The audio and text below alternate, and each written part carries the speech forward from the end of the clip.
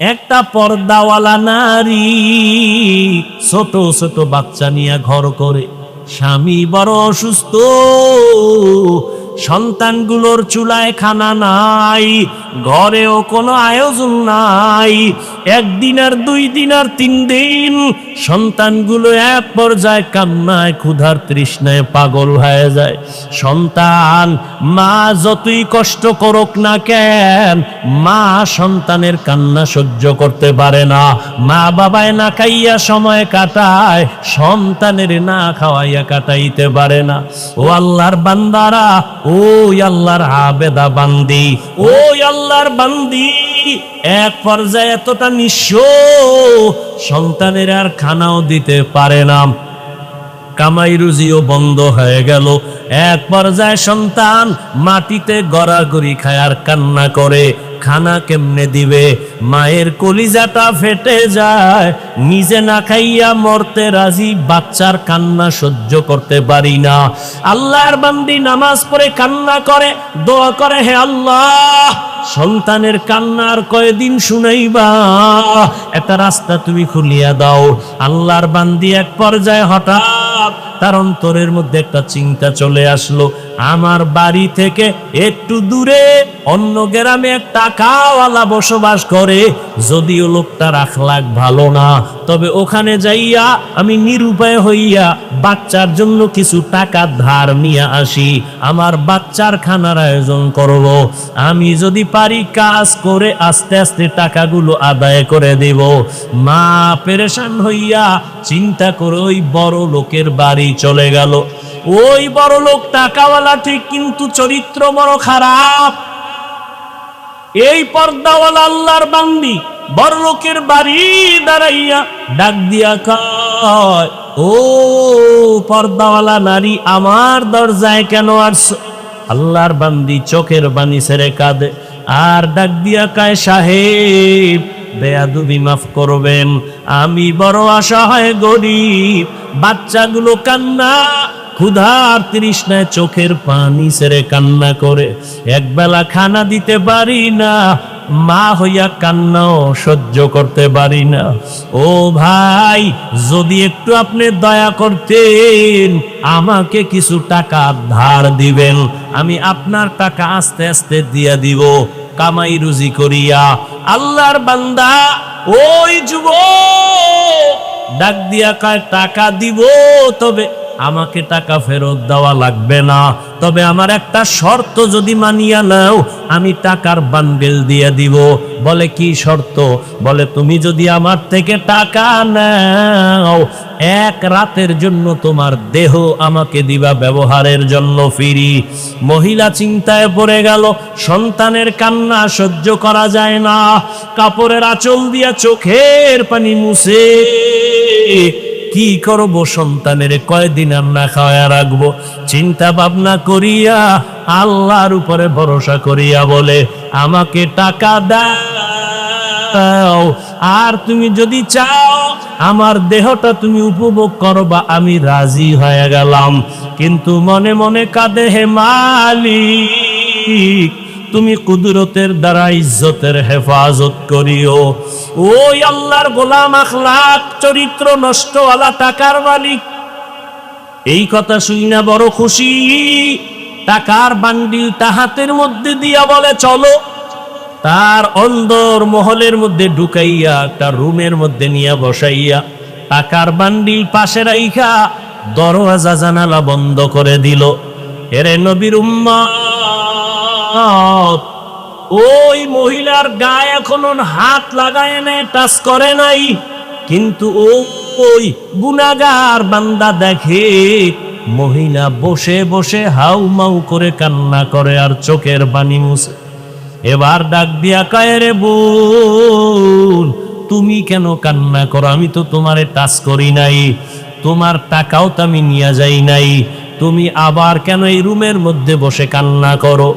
আল্লাহর বান্দি চোখের পানি ছেড়ে কয়, ভাই, আমার এই জীবন, আমার বাবা বড় কষ্টের জীবন দিয়ে আমাকে বড় বানাইছে, আমার জীবনে একটা চরিত্রের কলঙ্কের দাগ নাই। আজ আমি সন্তানের খানার জন্য নিরুপায়, আমি সন্তানের মায়া সহ্য করতে পারি না। একটা মা সন্তানের দূরে রেখে যত ভালো খানা ঘরে তৈরি হয় মা কখনো মুখে দেয় না, সন্তানের চিন্তায় বড় ব্যস্ত। আমি মা ভালো খাবো না জানি সন্তান কত কষ্টে জীবন কাটায়। মা ডাক দিয়া কয়, রে ভাই তুমি আমার শরীরের মধ্যে টাচ করো নাই, আমার জীবনে আমাকে কোনো বেগানা টাচ করে নাই। আজ আমার কপাল এত খারাপ, আমার সন্তানের খানা ক্ষুধার তৃষ্ণা আমি বাধ্য হইয়া তোমার সামনে আসি। তোমাকে দেখি তুমি দরওয়াজা জানালা বন্ধ করেছো, কিন্তু আমি তো ভয় পাই আমার মালিক দুনিয়ার কেউ দেখবে না, তবে আমার আল্লাহর দেখার দরজা কেমনে বন্ধ করবা? আমার আল্লাহ তো কোরআনে ওয়াদা করেছেন, ফাইনামা তুআল্লু ফাসাম্মা ওয়াজহুল্লাহ। ওরে বান্দা তুই কই দৌড়াইতেছো? যেদিকেই যাবি সেদিকেই আমি আল্লাহ হাজির। ওয়াহুয়া মাআকুম আইনামা কুনতুম। আমার আল্লাহকে ফাঁকি দেওয়ার কোনো উপায় নাই। ওরে আজ আমার জীবনে কেউ আমার শরীর টাচ করে নাই, গুনার আসর লাগে নাই। আজ আমার কপাল কেন এত খারাপ? সন্তানের অভাবে পড়িয়া আজ আমি একটা জিনার জন্য রুমের মধ্যে আটকায়া গেলাম।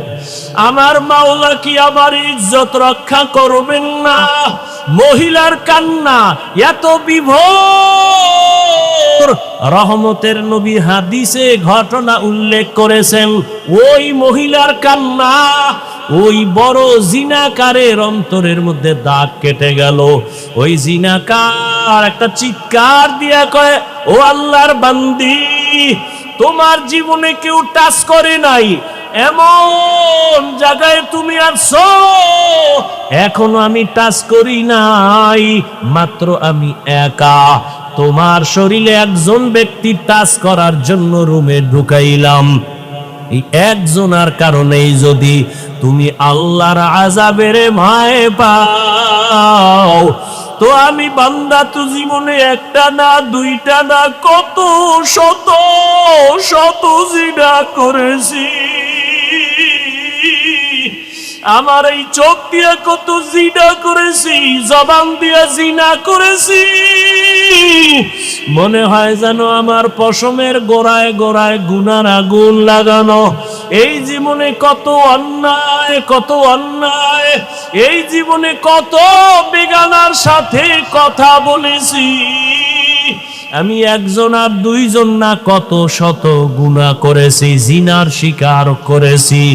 ওরে তুমি যদি এক জায়গায় আইসা এখনই কান্না করো আল্লাহর ভয়, আমার তো গলায় রশি লাগাইয়া কান্না করা দরকার। ও আমার কলিজার যুবক,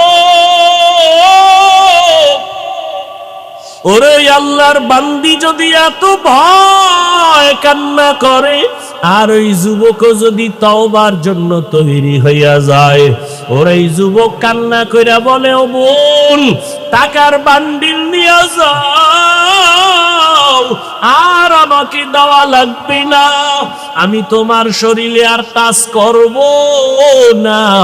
তুমি তোমার চরিত্র সতীত্ব নিয়ে তুমি যাও, সন্তানের মুখে গিয়া খানা দাও, আমি আর তোমার শরীরে হাত লাগাবো না।